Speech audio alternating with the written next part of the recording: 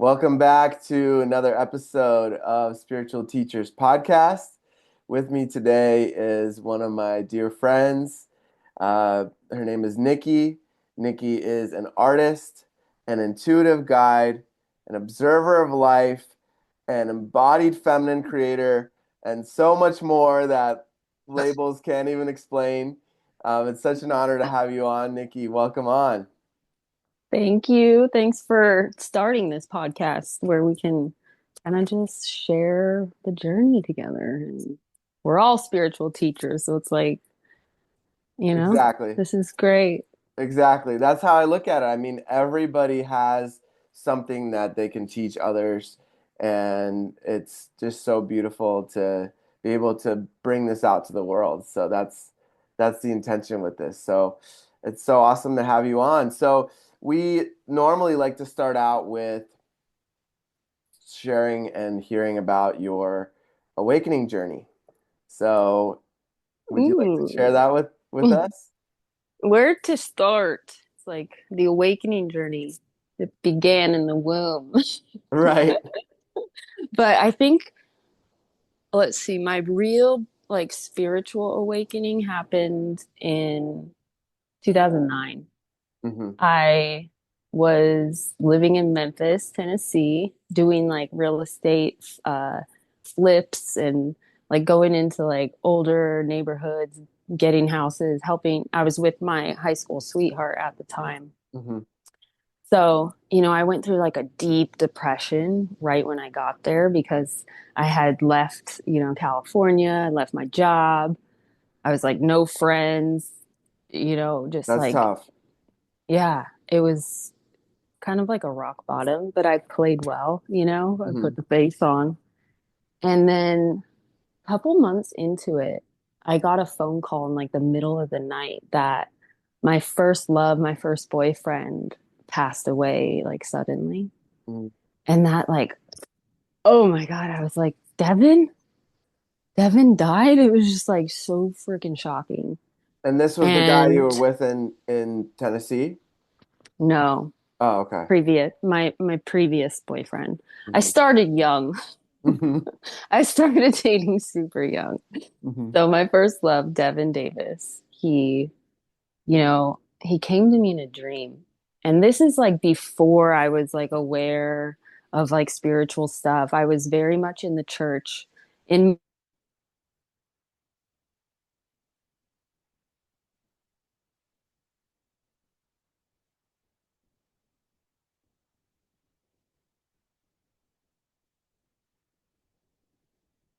Memphis. I get myself out of the depression, children, just, raised Christian. And so We lost you there that for a was, second.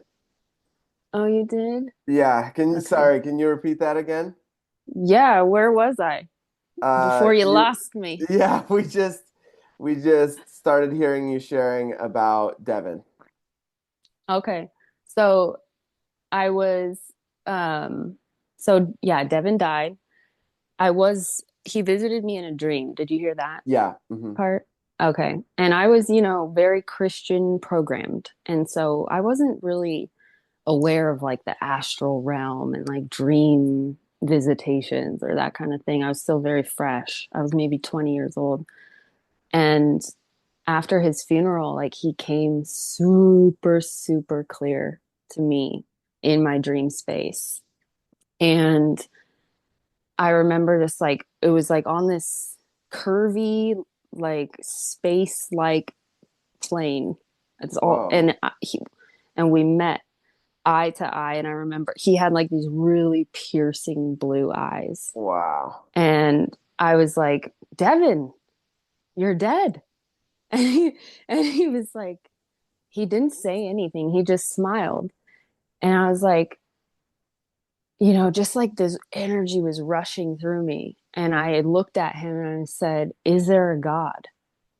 And he smiled and he said, there is a higher power. Whoa, I'm getting And chills. and we had this like deep cosmic hug. And then I woke up in my bed and I was like, Whoa. holy crap. Wow. What was that? And Yeah. it was so clear, and it has stuck with me. I'm 36 now. I was 20, so 16 years later, and it's still just, I get the chills too thinking about it. Wow. And from that moment, I feel like spirit was working with me to awaken my intuitive abilities, to awaken my third eye, like trusting the strange happenings and paying more attention. Hmm. And so then, like, things were starting to happen like rapidly. And one of the biggest things that I remember in the awakening, and this was like this solidified, like, okay, there's something really crazy cosmic going on. Because me and my boyfriend at the time, we were walking to the gas station to get like soda, because that's where I was consciously at the time, Hmm. like chips, soda, McDonald's, whatever. Right. So we walked, and I remember I'm like, oh, there's glass on the ground. Whatever. Doesn't make any sense to me. We go and we're walking back, and I'm like, no, no, we need to cross the street. We need to cross the street. And he's like, okay. And we had our dogs with us. He's like, all right, but our house is on this side of the street. So why are we crossing? And I'm like, I don't know. Just there was glass. I had an excuse. Uh-huh. Okay.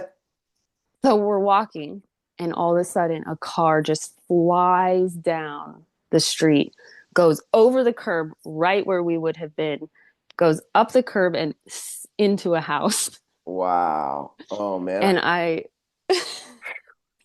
was like, oh, we would have been dead, Right. dead. Our dogs and us up with Devin. Hmm. So that was like a big kind of turning point for me. And Hmm. like it shook me just as much as the dream, but in a more physical reality way. Right. Like I just got saved by something inside of me, angels or guides that were telling me get over on the other side of the street.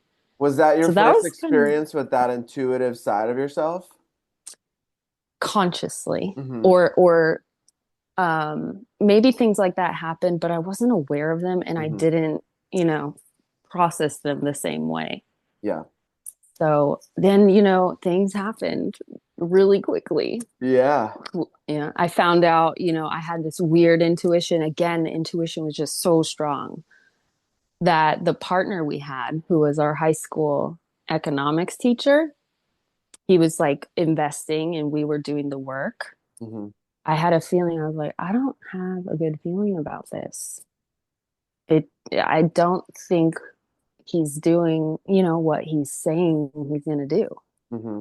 And so I was like telling my boyfriend, like, you need to get the contract that you signed about Hmm. like why we're working so hard and like what we're going to receive. It all turned to crap. Oh wow. My intuition was spot on. And eventually, like, we got out of there and came back to California. Wow. But I came back to California a changed person. Yeah. Yeah. And it took a little while. So that was about 2010. And then things were just, ramping up. And like I have some crazy stories. I mean, I want to hear them as there's many as so we can. many. Yeah. So we got back.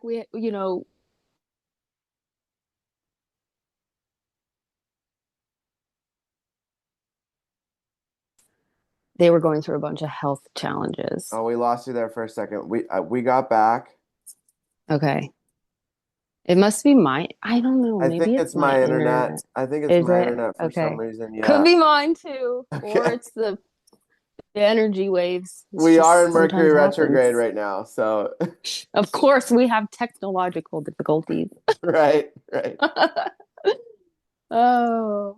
So where was I? Grandparents. You heard that. I was like super close with them. Oh, you didn't No, hear that. no, we just got back to California. Okay. And it took me a bit to kind of ground back into this kind of home life. Like we moved back in with my mom. Hmm. Um, my grandparents got real ill and I was very close with them.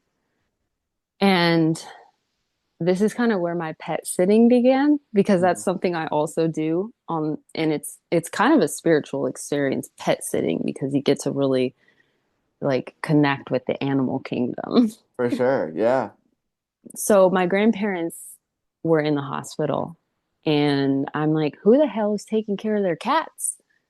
And so I got this download to, get a break from, because like, you think you're enlightened, and then you spend some time with your family and you're like, Right. oh, okay.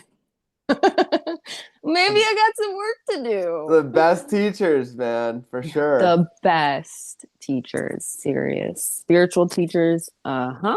Hmm. So I volunteered, me and my boyfriend, to go live at their house for a bit.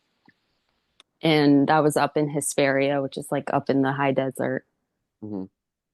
And that was great. I was like, I forget what happened. I was reading, I think I was reading Carlos Castaneda or something like that. And oh, no, no, I was reading Wayne Dyer's book, one of Wayne Dyer's books. And Okay. Wayne Dyer was a big, like, spiritual guide for me back Hmm. then. He like really helped me, deprogram some of the things around like the dogmatic religion I was Hmm. infused with. Right. So, Right. so we brought a Wayne Dyer book up there, and Wayne Dyer was talking about Carlos Castaneda's book, The Art of Dreaming. Okay. Okay, great book. Like one of the I would I haven't read it since, back then, but wow, that one was a shifty. So Hmm. get this. So, like, great. I want to read The Art of Dreaming. And, at this time we didn't have a lot of money. We were like poor, you Hmm. know. So I'm like, let's go to the library. We can Hmm. look for a book. Yeah. So we go to the local Hesperia library. And I'm like, just looking around, looking at the spiritual section, trying to find this book. They're like, hey, kids, we're closing. You got to go. I'm like, no, we didn't find the book.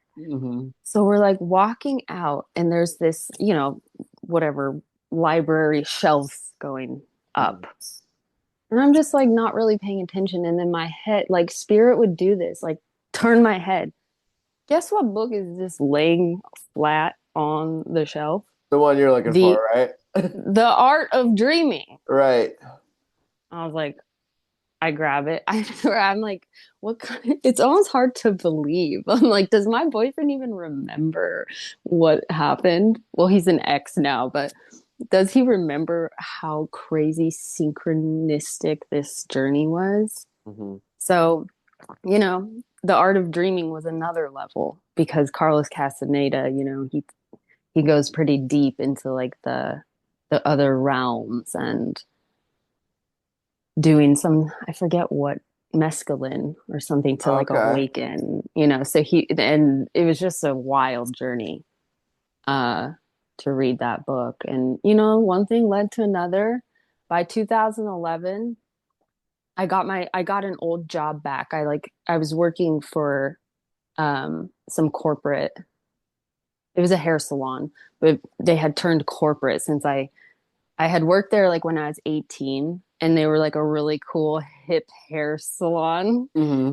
And then by the time I got back, they had sold to a major corporation. Oh, And wow. so it shifted. Like when I went back, it was great. Like I made good money.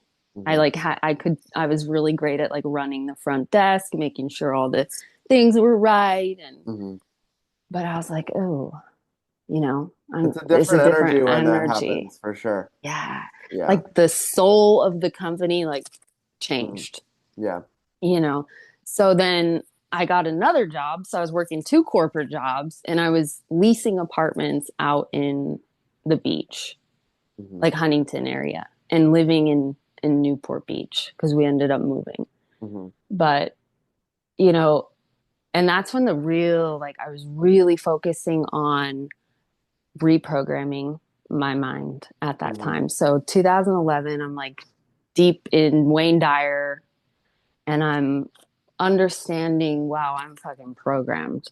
Hmm. I am programmed. I need to work on these thoughts.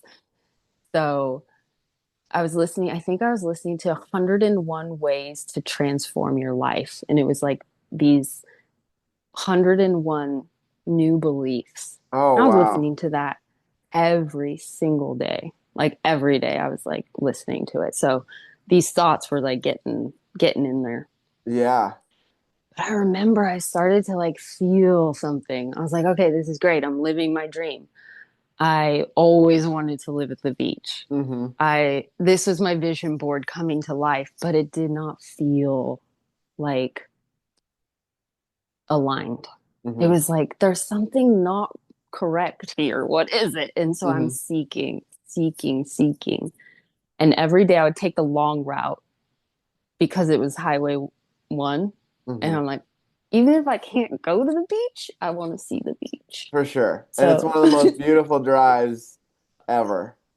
so good. Yeah. So I'd be driving along, listening to my 101 thoughts, you know, dreaming like, man, I'm working a 9 to 5 and I can't enjoy like all this beauty that's around me. I can a little, but it's always rush. Like, okay, get your feet in the earth for 10 minutes and then you got to get to work. It's Right. like, it was Right. always like rush. I could never, I had, you know, I had struggles with anxiety and like I was still at that time on pharmaceuticals for anxiety, Hmm. depression, OCD. Like I have a hair pulling. I don't have it now. Well, sometimes I do, but it's definitely gotten better. But you know, pharmaceutical industry, like I had to break free from that too. So once I started to transform my mind, I started to realize like I can't take these synthetic drugs. Like it's not working. It's making me worse. You know, so I started getting aligned with all the dimensions, really. Hmm. Like clear the body, clean up my diet, Hmm. get my thoughts right. And I think because I did those it was almost like first the diet had to change. No more McDonald's, Yeah. Yeah, that's number no one. more Taco Bell. Right. And then the mind was able to come on and like get, you know, delete some of the anxiety or depression. Or I didn't realize till later, but the gut has such a big impact on our mental state. Well, it's so interesting because I've noticed that for me, when I have any sort of anxiety, I don't have it very much anymore. But because I've realized that sometimes it's just energy that I'm holding in my gut. And if I can do tapping or something like a hape to clear that, Yeah, then yeah, the anxiety goes away immediately because it's just stuck energy in my body that wants to move and release. yep, And it's interesting because sometimes there are thoughts related to it, but other times it's just energy, you know?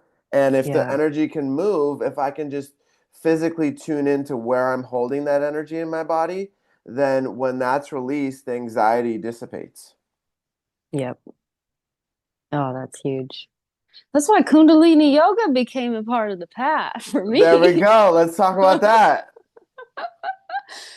Oh, Kundalini yoga didn't come until later on, but it was all, you know, perfect timing. Hmm. Perfect timing. Hmm. But I had to quit corporate. Like, you know, one day I just like, I can't freaking do this. And Right. I text my boss. I was like, I quit, like out of the blue. And then I text my Mm. boyfriend and I'm like, I'm quitting. And he worked for the same company. He's like, all right, I'm quitting too. Wow. And And you so guys we didn't both have any quit. backups or anything at the moment, right? No, Okay. You no. just went for it. So for a lot of people that I've talked to, it seems as though people that really make big strides in their life, they take these big leaps without knowing what's on the other side. It's like diving into the deep end and seeing what happens, and then just trusting that spirit's going to catch you with some pillows and make it way better. You hit on a big one, that trust component. can you trust something that you can't physically see? Hmm. Like, can you have faith? And that's a huge one. I had a lot of faith. I almost feel like I had more faith then, like beginner's luck or something, than I do now. Now I'm like, oh, I don't know if I want to take that leap. Oh. Yeah. Yeah. Okay, so when you quit, what started opening up for you? Okay, so we have 5 days to move out of the apartment. Otherwise, they were gonna rack the rent up like double. Hmm. We're like, we can't. So I'm like, I got rid of my car. We sold everything or gave it away from the apartment. And I had no cell phone either because I had the Wow. only cell phone I had left was the work phone. And I was like, I don't really need it. Right. Whatever. I got my CDs. Right. Right. But my boyfriend at the time, he had a truck. He Mhm. had the phone. So I think actually saying that out loud, it's like maybe that was a big leap into the feminine part of me Big time. that I don't necessarily know I wasn't in touch with her very, very well back then. Hmm. But then, something miraculous happened. And there was a girl that also worked for the company who had been talking to my boyfriend at the time. He was learning about something called growfood.org. And it was very similar to woofers. Okay. I tried to find it. It no longer exists. So it Okay. was like, it was there and then it was gone. And for those that don't know So what woofers are, what is that? it's like the World Organic Farmers, something where you work trade. Like you Hmm. get hooked up with an organic farm, you go live there for free, but you Hmm. work. And Right. then they're supposed to feed you, Right. Right. hopefully. Yeah. And it's a work trade. So you Hmm. get to go learn and immerse yourself in, some people had animal farms, some people had vegetable gardens or whatever, but I probably emailed 10, 20 farms. Some Wow. were over um, East Coast, Hmm. some were, Midwest. And it was like, oh, we just didn't have money. Like we couldn't get there. Hmm. Like it seemed great, but like we couldn't get there. Hmm. And so I was like, okay, well, again, let's freaking trust this weird process I'm in because oh my gosh, it felt so magical, but it was also like, am I really like, am I doing this right? Like, is something gonna happen? Hmm. And I was kind of surprised at like how I could write to these people. I was like, whoa, I didn't realize I was a writer. I was always kind of programmed in school that I got good grades, but like I struggled with like homework and all that crap. Yeah. And I was like, damn, but I can write. I can write these emails and like Yeah. express myself. And Hmm. um finally this one farm popped up for Northern California. Hmm. And I was like, huh. It was like, something was there. I could feel it. I was Hmm. like, I'm gonna write these people. And she owned a local apothecary, which I didn't even know what that was. Yeah. And what is that? What is that for the people that don't know? Apothecary is like a natural herbal remedy shop. Right. So, it's much more available nowadays. But Hmm. like back then, it was still kind of like fresh. It Right. was like, what the? So it was like NorCal, and I had no idea. Like I had never been past like San Francisco, probably. Hmm. So we end up they like us, we have skills. We just came from renovations in Memphis. Hmm. And they're like, come. So we're like, okay, we Hmm. can actually get there. It's only a few hours, Right. We can Right. we can make this happen. Hmm. So it was like June 2011. We're headed up north, Hmm. packed our shit, we're going. And then I think it was such a culture shock because it was way back in the woods.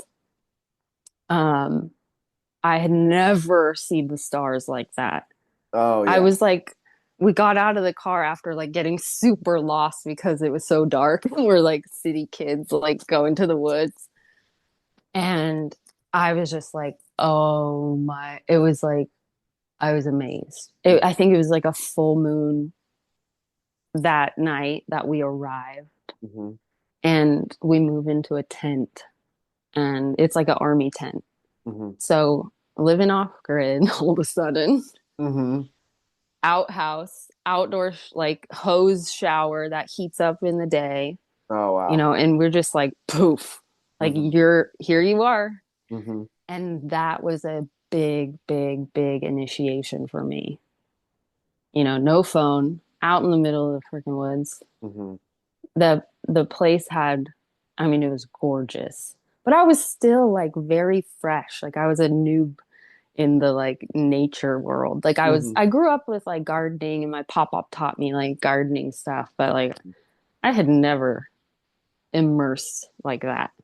Okay. So that was a big awakening, was like nature. And Mm-hmm. we didn't have a lot of money.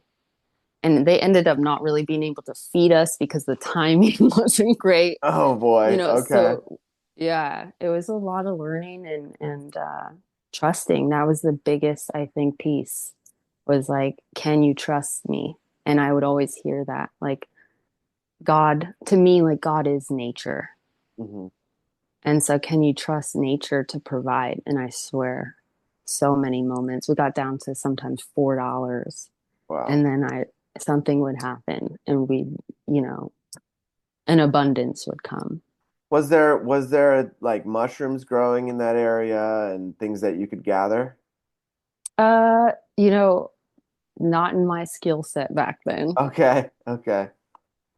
So, we just tried to live simply. Like we'd buy rice, beans. I was pretty much turning into a vegetarian at that time anyway. Mm-hmm. And then the price, we were at a little town called Point Arena. And so it's a very small market, very small little place. If you Mm-hmm. didn't grow your food, like, eh, expensive, very expensive. Mm-hmm. So, we just it was a great learning curve, like to just how little we really need to Mm-hmm. be happy. Yeah. A Wow. lot of that's a big one. That's a big one, I think, for me because spirits also place me in those times when the bank account's super low and it's like what really matters, what is actually important, and for me that's relationships with friends, family, and then also like connection, right? Like trust and also connection to the divine. Yes. I think that's like it's like the most important, Mhm. because without that connection with the divine or God or source, the connection with other is like a little bit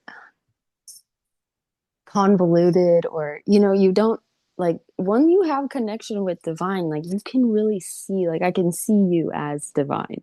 I can see even the crazy meth head on the street. I'm like, I see you, God. You're Mhm. acting crazy. Wow, what an interesting manifestation. Mhm. you know Mhm. but Yeah. without that connection, trigger, trigger, Mhm. you know Yeah. so yeah, it was so, so, so important as we all continue to awaken on this journey. Big time. Big time. So you're on the farm. How long were you there for? At that specific one, because they couldn't feed us, we lasted, well, here's the thing, the universe stepped in, Okay. because a friend, we had like a family dinner, so we were invited, and then the friends came over, and the friend had a tiny home on his property, like up the road. Nice. And he got us. Nice. He's like, come over, come see my property. I can pay you.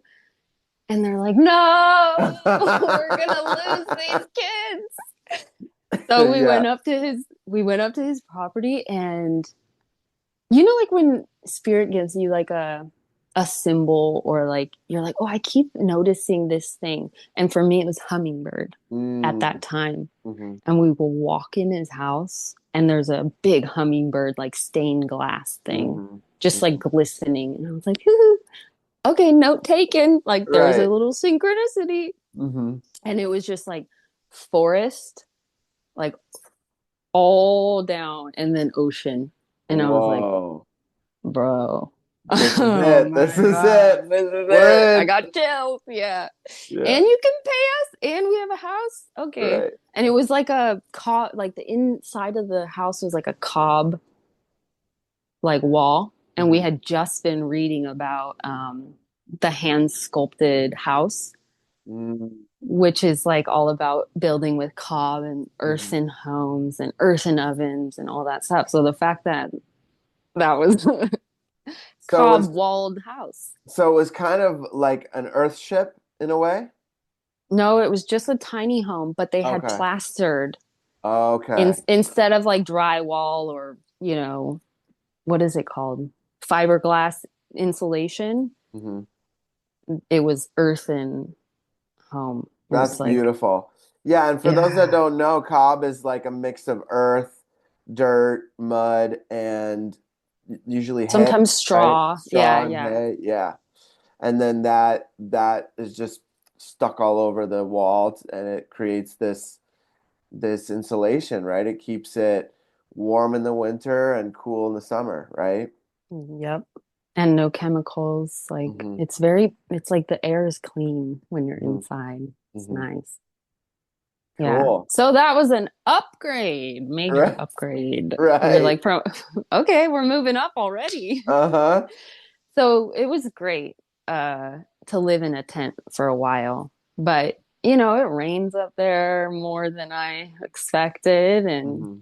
so it was like it was great. It was like really truly like, God, I'm your child. Like I really feel like you're taking care of me. Hmm. Yeah. So, you know, we learned a whole nother thing at this place. It was like constant learning curves Right. and getting downloaded with being okay with change. Like things changed very rapidly, Hmm. very quick. And if I was resisting, oh, it did not work out. Yeah. Well, change is the only constant, Exactly. you know? And, it's only when we grasp onto something so hard that spirit can't maneuver.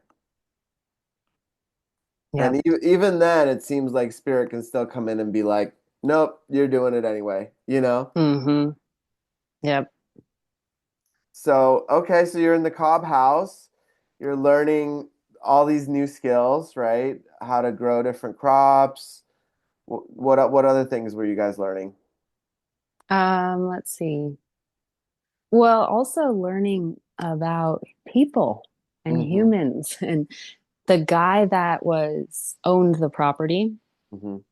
I later found out that he was like a tantric man. Oh, interesting. Okay. And this was before my tantra training. Hmm. I didn't go to tantra school till years later.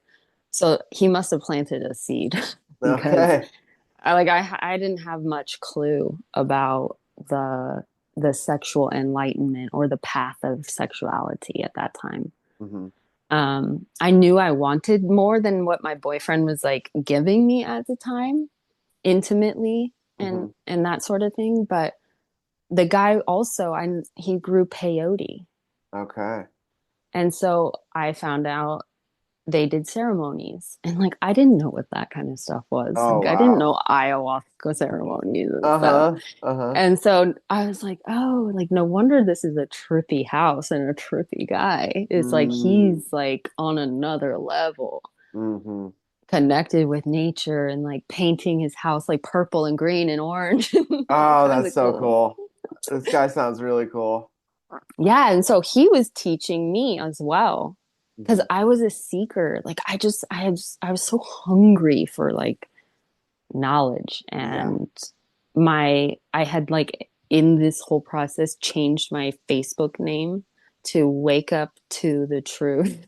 Oh, And wow. so I'm sure all my high school friends and all these people were like, what the hell happened to Nikki? Like, Right. I'm Yeah. like conspiracy posting. I'm like talking about aliens. I'm talking about nature and trusting the universe. And what a great time. Like, that Wow. was like I was, really shooting off. And this was kind of like I smoked weed and we did like, they grew pot, of course. It's in NorCal. Like, Mhm. everyone grew weed up there. Yeah. And so, there was herb involved and sometimes like occasional mushroom trip. Mushrooms really were part of the, beginning of the awakening Hmm. was I call them allies. Yeah, for a lot of people, I think psychedelics are a big part because it just really opens up what this reality is really like, you know? And it's really interesting. I'm looking at my wall right now and I have a painting of Van Gogh with like the swans. Have you ever seen that painting?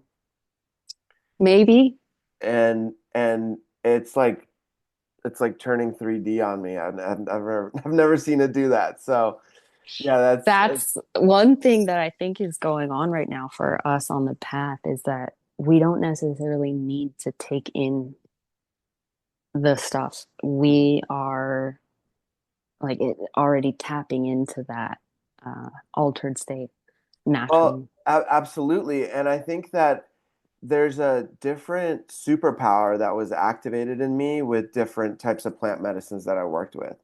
Each one gave me a new deep deepening and a new access point, if you will. Like Yes. sassafras is one of my favorite medicines because it's a heart opener, right? And when I took sassafras, it was in a very, sacred setting. I had set the setting, and in that on that medicine, I was able to see from above the programs and all the beliefs that were playing out in real time of myself and of my girlfriend at the time that I was doing the medicine with. And it was so Mm, powerful because I would be like, oh, wow, like right there, I'm blocking myself. Right there, she's blocking herself. Right there is what's causing that issue. And it was like real time, but like from above. Like literally, I could, it was like my spirit was looking down at what was happening in real time. mm, Have you ever had that experience? mm-hmm. Yeah. Mm-hmm. Yeah. So, Different, yep. yeah, Multiple times. yeah, and then that transferred over into real life where I'll be talking to someone and then I'll be able to experience what is actually happening, like what could be a potential program that's blocking this person, and it just comes in like an intuition, like a knowing. Hmm. A And knowing, I was just thinking that. yeah, and it's so interesting. And mushrooms are a huge part of it, especially taking enough mushrooms to go into those, like through the veil, they say, right? Mm-hmm. Where on the other side of the veil, there's this whole another world that is makes this reality just like kind of dissolve and makes it like, oh wow, okay, this is like nothing like what is actually happening. We're only experiencing and seeing with our eyes very, very small, tiny little percentage of what's actually going on. It's yeah, it's a huge game changer to because also like facing the fear of that, right? Like with each medicine, there's so much unknown. What's gonna come up? Like, what am I gonna have to face? Like those kind of questions, Mm-hmm. and then it's like whatever it is, I'm gonna be fine, you know, Yeah. and I'll work through it, Yeah. and I'm coming out the other end of it with this new empowerment piece, right? Like, Mm. okay, if I did that, I can really do anything, you know? Mm. And especially with medicines like combo, where it's like a warrior medicine, you're not actually going into those realms, but there is this feeling because there's poison, literal poison in your body, right? Of like, oh man, I feel like I'm dying, you know? And then it's like, no, but I'm working with the medicine, right? And then the medicine's working with me, and then I'm able to you like co create with the medicine to clear myself from Right. whatever isn't there. And combo is fascinating because it for me I would have something like a back pain, right? Mm. And I would go in and I'd be like, okay, I have this back pain, not really relating it to anything, right? But then in the combo, I'm able to, it's only like a 20-minute journey for those that haven't done it. It's a frog medicine where they use the poison off of a frog from the Amazon. And when I'm on the medicine, the emotions and the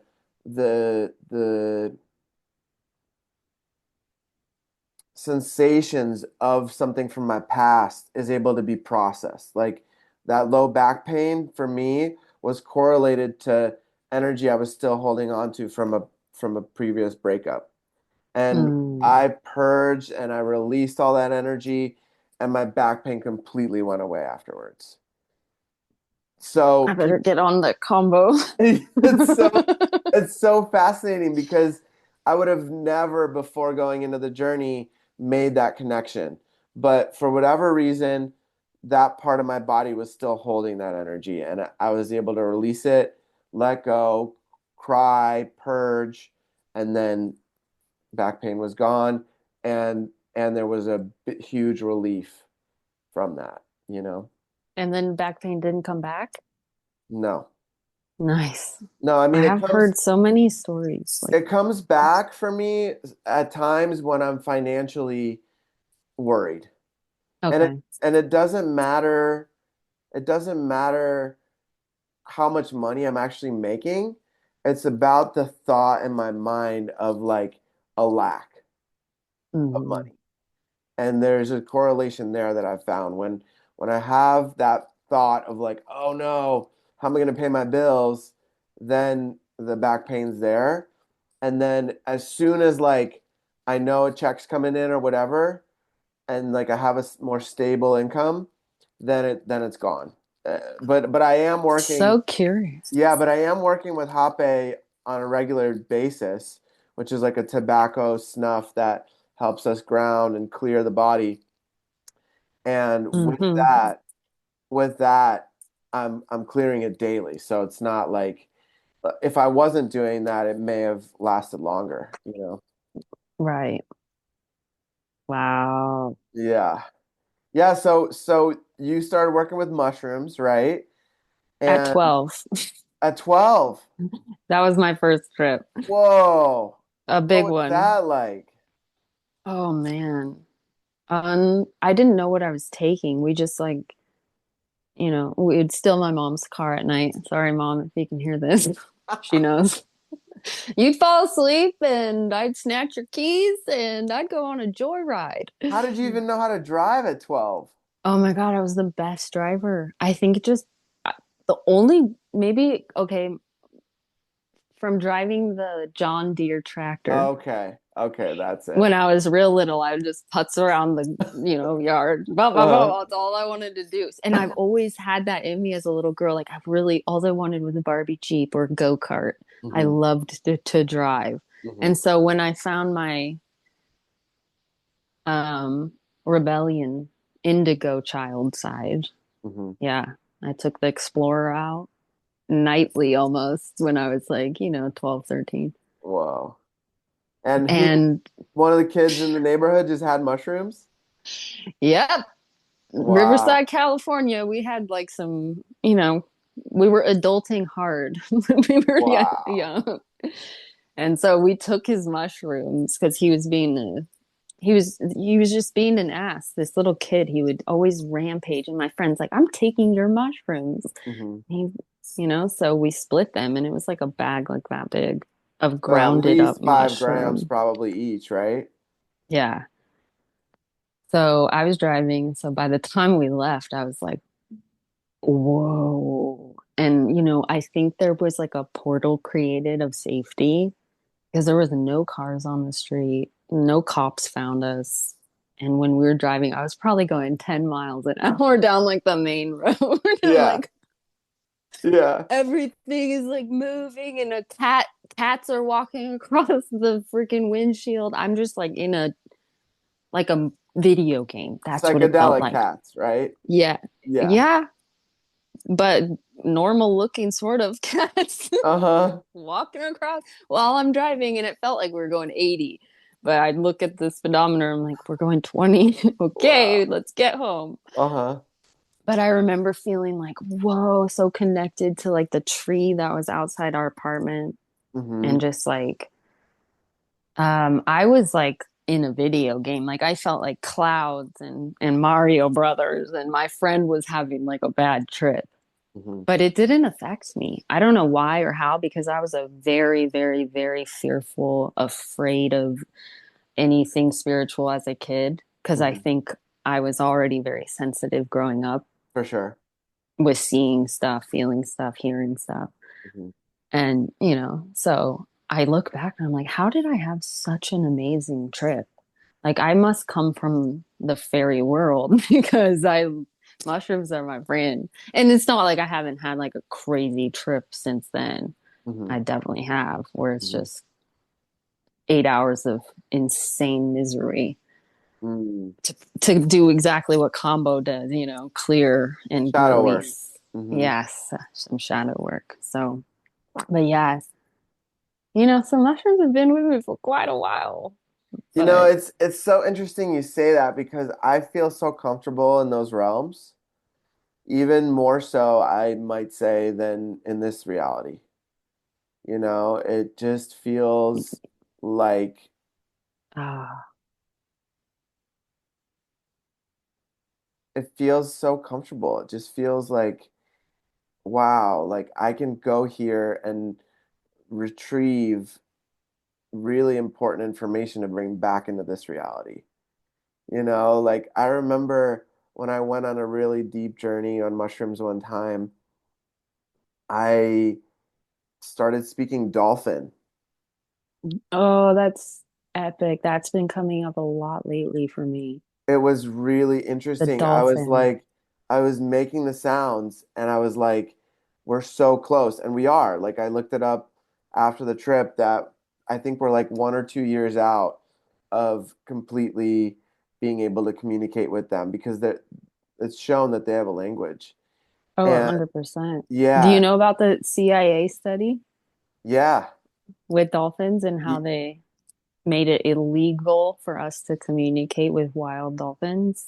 Oh, I don't think I've heard of that one. Whoa. Okay. Yeah, the CIA or the agencies were studying dolphin language communication. And remember, like dolphin births used to be a thing. Yeah. Slowly they've like made it illegal or unlawful or whatever. Hmm. There's a reason. Yeah. So that's amazing that we're finding it regardless of the rules. Hmm. We're finding the ways to connect and Yeah. speak to them. Yeah.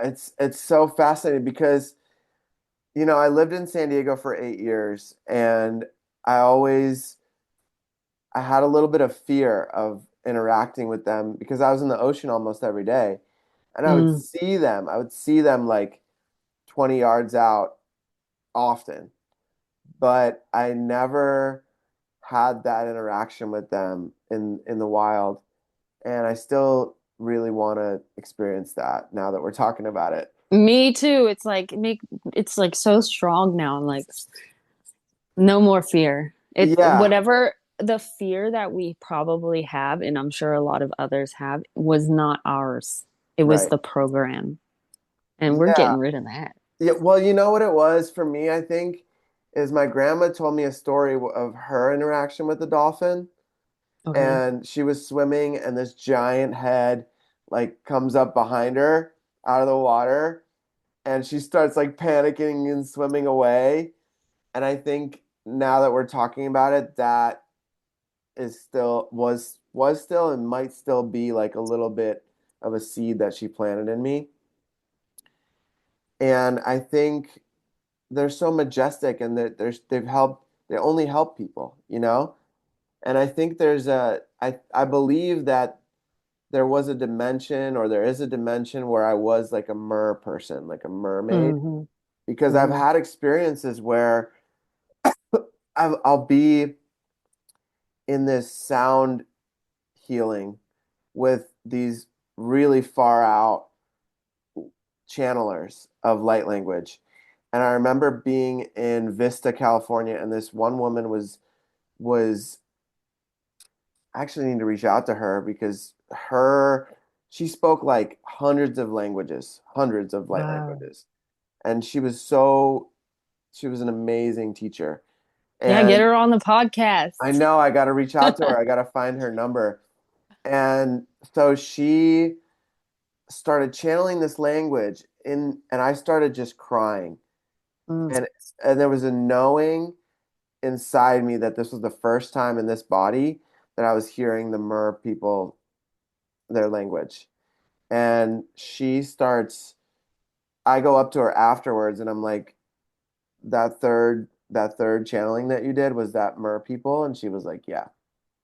And Wow. I was like, okay, there's something there. And it happened a few more times with other people channeling the Mer people, and always, each time there was this deep, like visceral experience for me. Hmm. Like hit you in the core. Yeah. So and yeah, so that was really interesting. The dolphin language came through in that journey, and then I also learned how to create energetic pyramids with language, like with sound. And Yes. yeah, that was really interesting because, Hmm. we can use sound to create energetic protection for ourselves with our intention and with the sound. And on mushrooms, actually, one time, I remember several, like me and my ex-girlfriend at the time, created this energetic grid around the house. We had a men's retreat at the house, and we also created this really powerful energetic grid.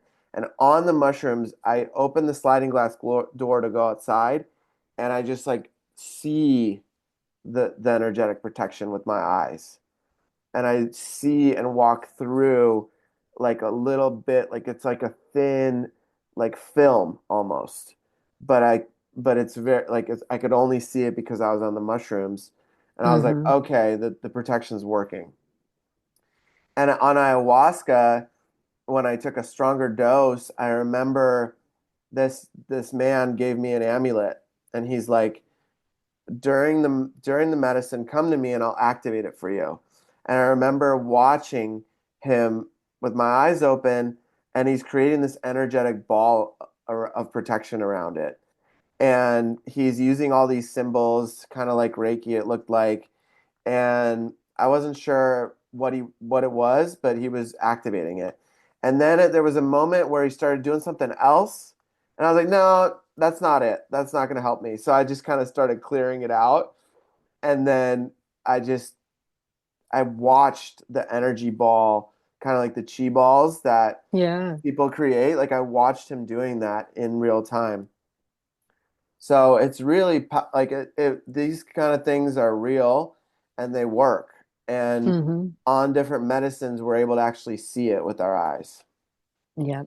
And I think we're getting closer to a time where our inner whatever is activating, where we can actually see some more things now going forward with the energy on the planet and the 100th monkey being awakened. Like we're all starting to, it's not going to take 16 years for the people waking up now.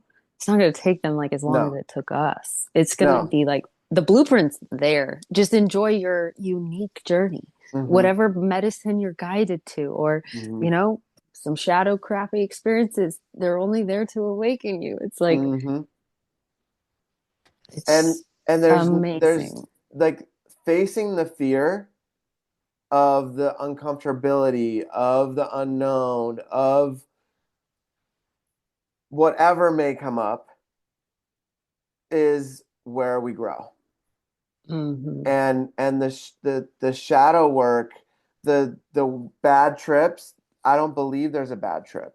It's just facing it's just facing that darkness, that those parts of ourselves that need to be looked at in order for the healing to happen. And it can be done in so many different ways. It doesn't even have to be on medicine. It can be with myofascial unwinding. It can be with Reiki. It can be with Kundalini yoga. And like we talked about right before we started the podcast, it can just be sitting with the pain, Exactly. just sitting with it in meditation or just closing your eyes and just talking to it. Like, what is this? Just with curiosity, not like I want it, I Judgment. want to know, it's like the monkey mind Yeah. wants to know so bad, but we don't always have to know. We can No. just clear it and release it, and then maybe at some point we'll get an insight of what it was, but maybe not. And that's all Right. okay too.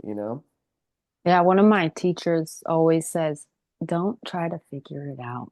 Hmm. Just that's the mind stuff, trying to figure it out or label it or judge it or get you going over here. It's like, Hmm. just let it be, let it flow out or through.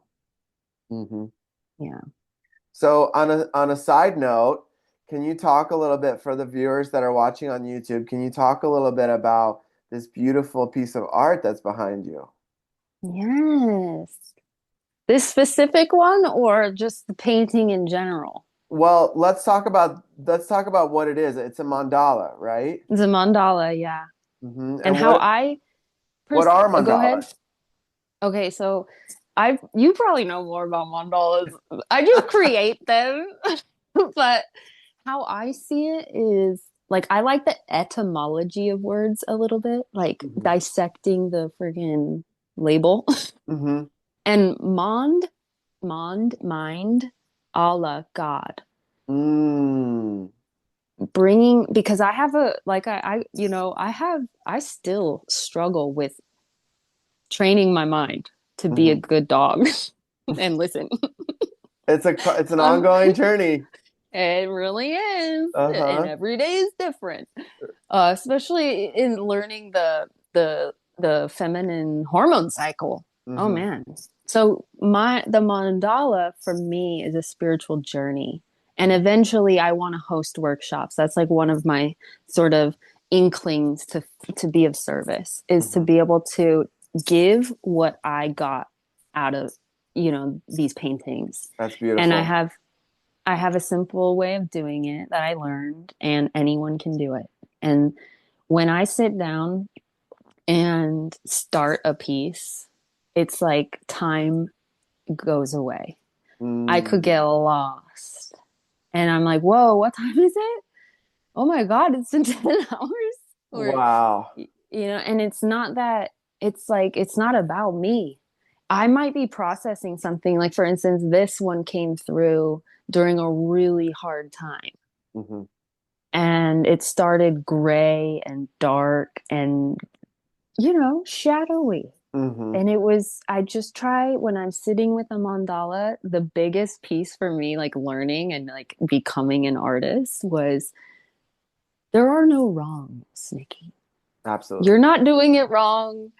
You're enough, and it really had it, like, when I would get stuck in a painting, guess where that was coming from? Stuckness in my system, stuckness in my mind, a old something coming up to paint it out and to work through it. Hmm. And um yeah, it's a way of meditation for me, because sometimes, like, I have a hard time, like, okay, I'm in the stillness of God. I am one, and then I'm like, what time is it? Wait, Right. coffee sounds kind of good. stop. Uh-huh. I'm really in that process of training, but just like Kundalini yoga, like when you do the breath work and then you sit, Mm-hmm. that's kind of how I feel the mandala is for me. It's like Mm-hmm. it gives my mind something to focus on. My Virgo likes the lines and coloring in perfect lines. Mm-hmm. And then I can do a lot of work Mm-hmm. working stuff out through the painting. And every painting, sometimes it'll take me 5 days. Sometimes it'll take me 6 months. Like I got one on the wall over here. It's probably 3 years in the making. Wow. It's like it just is what it is, and I can't be attached, and I gotta let it flow. And eventually, I love painting. And one of the best things that I learned was like the group energy when we're Oh yeah. all like, if you were there with your mandala Mm-hmm. and our friends are around the table and we're all painting a mandala together, it's like Mm-hmm. my painting will kind of bleed onto your painting. All of a sudden, you're using the same color as me, and I'm like, "Ooh, we're all one." And Right. my whole thing is like, in 2012, I started my Instagram, which was it just came to me. It was like Mm-hmm. one of the only times that like first it was Facebook and then Instagram came out. Mm-hmm. Mm-hmm. And so I was like, what would my name be? And I always loved Bob Marley, so One Love. And I Mm-hmm. was like, but that's not me. And so Mm-hmm. One Cosmic Love came out. And Mm. so that's my whole evolution. It's like my oversoul is One Cosmic Love, and that's where Mm-hmm. the paintings, One Cosmic Love art. Love it. And yeah, Yeah, and we so can drop any of the links to your Etsy or your website so that people can take a look at all of your beautiful art. Do okay. you have an Etsy account? Speaking of, I just like on Wednesday was talking to my therapist about starting an Etsy account. And I Beautiful. was like, I don't know what the resistance has been. Cause, I do plant dyes and like I don't know if you've seen on my Instagram, but I go through these phases of like what I'm making. Yeah. But Etsy seems like a good place to kind of because I have, I don't like making myself very available, is what I'm seeing. So it'd be nice to have a Mhm. portal, Yeah. here's my link. Go check it Yeah. out. If anything resonates, great. So yeah, that'll be in the works. I think I have it. Like I just never loaded anything onto it. Okay. But I have a website that has mostly original pieces on there. So if Okay. you want, you can kind of look and read about like this one will have the story about how it came through and Mm, the kind of energetics that are infused into it. beautiful. And each piece is unique and completely different and has a different activation just built into it. Exactly. Should I show the one I'm working on? Yeah. It's like a sneak peek. I don't like, sometimes I do this, sometimes I don't, but Sneak it peek. I feels love like it. this is the Sri Yantra. It needs some work, but It's already so you stunning. know, it, it, it's coming alive. It's like watching something be birthed. And I'm like, I did that. Sometimes I'm like, how did I do I that? love It's that. not me. Yeah, I love that because when I create art, when I'm done, I'm like, whoa, that just came through me. All right, cool. Good work, That's the dude. flow state. That's our Yeah. flow state. Hmm. Yeah. I know those, like, what are the feather things you make? What are they called? Like feather fans, sacred feather fans. Yes. Hmm. Yep. Those are epic. And all the Yeah. other stuff. Are you still working on jewelry?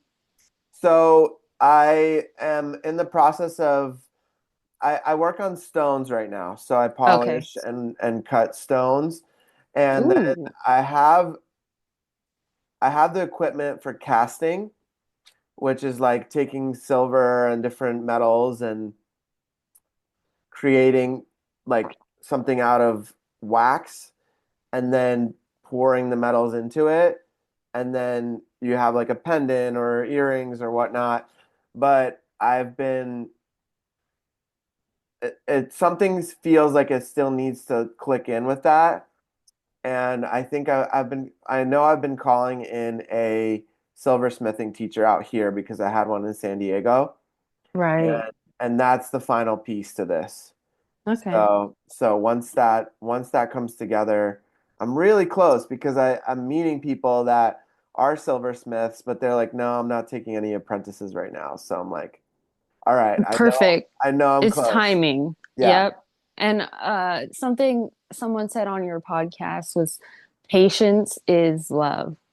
And Mm, I was like, oh, bro, that is so deep because yeah. that word has been coming up so much. Just, Nikki, I know you feel like you're not where you need to be or should be, or you're not doing enough. No, Hmm. you are perfect just right here, right now.